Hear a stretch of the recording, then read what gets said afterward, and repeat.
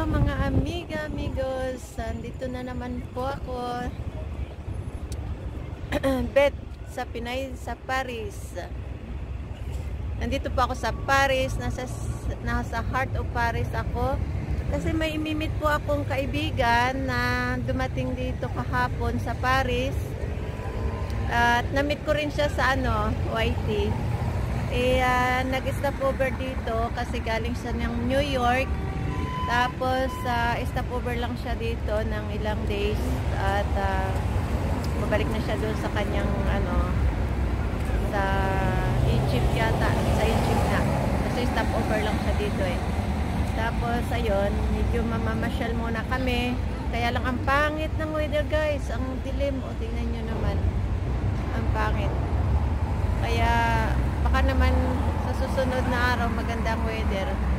Hindi ko alam saan kami pupunta ngayong araw na to kasi nga itong hapon na to kasi medyo naulan, hindi siya masyado mag-i-enjoy pero hindi na masyado, wala na yung ambon kasi hindi siya masyado mag-i-enjoy pag ganitong pangit ang weather tsaka malamig, yun ang doon ngayon. Kaya titingnan ko, maganda yung hotel na kanyang pinag-check-in na nandito, talagang nasa gitna siya ng Paris. Kaya napuntahan ko lang naman siya pag ako nakatapos na sa trabaho. Kaya yun, tapos na sa trabaho, kaya puntahan ko na siya. Papakilala ko na lang sa inyo guys, kung payag siya. Sige. Bye.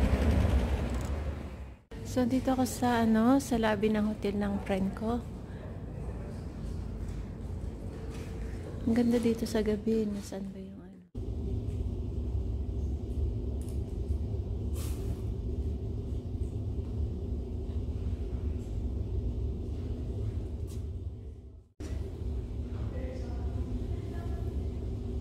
dito na ako guys, naghihintay ako sa aking kaibigan at ayun, tinatawag ng receptionist, ayaw ko bakit. Hindi na ako basta-basta pwede umakit. Arte.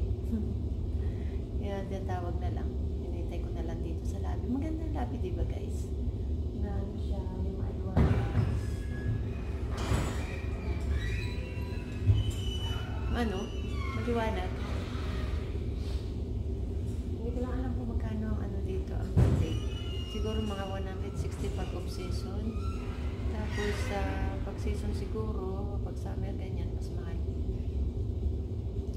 Ano bang pangalan nito? Si Daddy pa yun. Tingnan ko ba yun yung tama.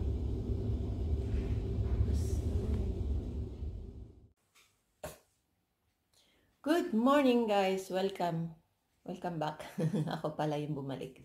Hindi, kahapon kasi guys, hindi ako nakapag-video kasi nga maulan kahapon at ayun, pagkagaling namin sa hotel, lumabas lang kami, nagpunta na kami ng mall, nag-shopping, tapos hindi ako nakapag-video kasi nga maulan.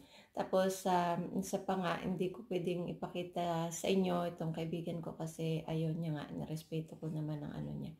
Kasi isa sa mga subscribers ko na nagpunta dito sa Paris, nag-tour lang siya. At saka nag-meet kami, first time namin nakita. Tapos, ayun nga. Tapos guys, may pasalubong siya sa akin kasi galing din siya ng New York. May pasalubong siya sa akin, ito siya. Ang ganda niya. MK, tingnan nyo, nakabalot siya. Sa likod pala, sorry. Di pa marunong magpakita di pa marunong maghula.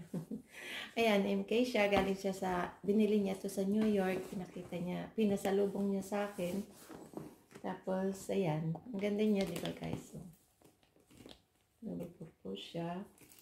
Tapos, ayan, kaya kanina nahirapan ako magbukas. Tapos, ayan, may siya sa loob. Ang mahal kasi nito guys, dito sa Paris, at least doon sa Amerika, mura to. Hindi naman mura, ibig ko sabihin, halimbawa kung sa Amerika, halimbawa lang ha, kung halimbawa ang bilhin niya sa Amerika nito $150, dito na sa nasa 250 euro, ganyan. Kaya naghalos nagkakadoble ang presyo. Kaya, thank you, Gemma. Ang bait mo naman. Nahiya naman sana kung tanggapin ko to kasi nga alam kong mahal. Kaya, dahil pinagpilitan. Hindi, joke. Dahil nag-take effort ka naman, kaya thank you talaga ng marami. Napaka-generous mo. Kaya ayun, ito guys. Maraming salamat. Yung last time na kaibigan ko nagpunta dito sa Paris, galing din ng United States sila Rose Ebay. Ang dala din niya sa akin noon ay relo. MK din. Kaya sabi ko, lahat yata ng subscribers nagbibigay. Ang bait. Ang bait. No? Dahil dito sa YT, nadami ang friend ko kung saan lugar nang gagaling. Kaya, ayun. Sige guys, at mamamalengke pa ako kasi nga magluluto ako ng osubuko. Titingnan ko kung may time ako mai-vlog yung osubuko. Ano siya, yung turkey. Gagawin kong osubuko kasi dadaling ko sa isa kong kaibigan na doon kami magdi-dinner, lunch dinner, parang ganyan. Sama ko nga itong friend ko na nagtutur dito. Kaya malingki muna ako at kasi pupuntahan ko rin siya after dahil dadaling ko siya, magtutur kami sa, baka magbo-boat lang kami kasi pangit pa rin ang weather. Magbo-boat kami, magtutur o Paris kami, Batumus ang tawag doon. Kaya, see you later guys! So a very famous and funny story tells Nandito of the kami famous French sa writer Batumus. Pinapasyal ko yung aking kaibigan na nagtutur dito sa Paris, kaya lang ayaw niya magpakita sa video. Ayun yung Eiffel Tower. Ayan. Naikot na yung boat namin eh. Kaya pangit pa rin ang weather pero hindi naman masyadong malamig. Ayan guys, ang beauty ng Paris. Kita nyo ang Eiffel Tower sa likod ko. Ayan.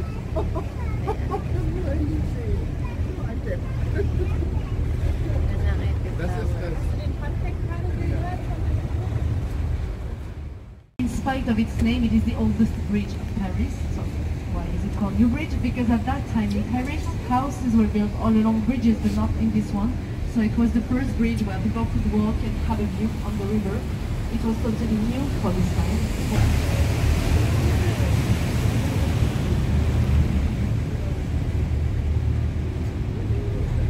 Si Kwasa, si Novella. Pont de Bain.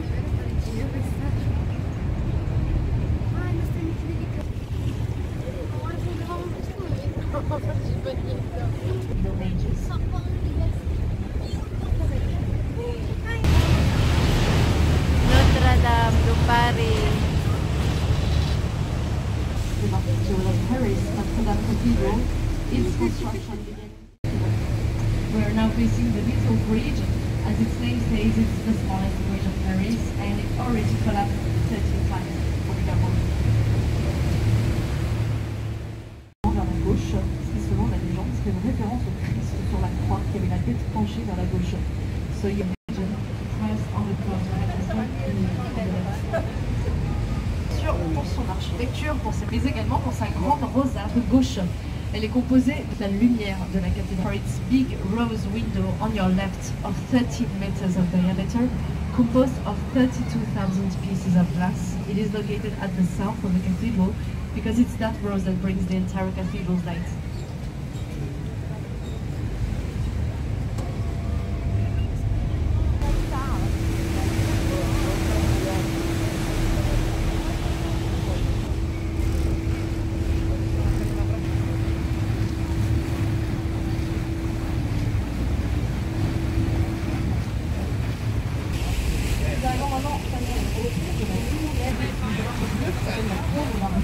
Voyez là.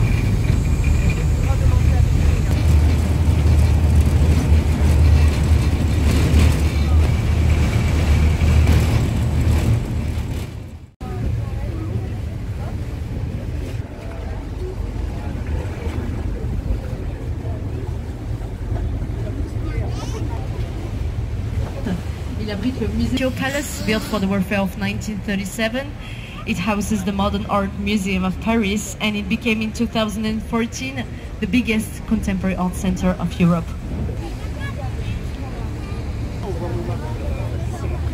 Tokyo.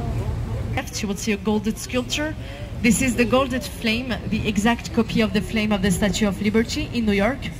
Originally, it was a gift from the United States to France, symbolizing the friendship between the two countries. But since the death of Lady Diana in the Alma Tunnel, just below the golden flame 20 years ago, most of people see it as a memorial dedicated to the princess.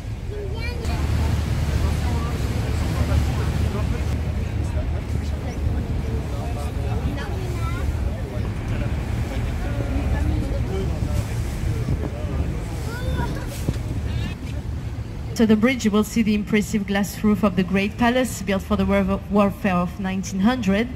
This glass roof weighs almost as much as the Eiffel Tower. Today, a lot of important events are organized inside, such as great exhibitions or also the Fashion Week, for example. Sachez également que durant les années 60, le Grand Palais avait été critiqué pour son architecture et le célèbre architecte suisse Le Corbusier avait même empêché la réalisation de ce projet.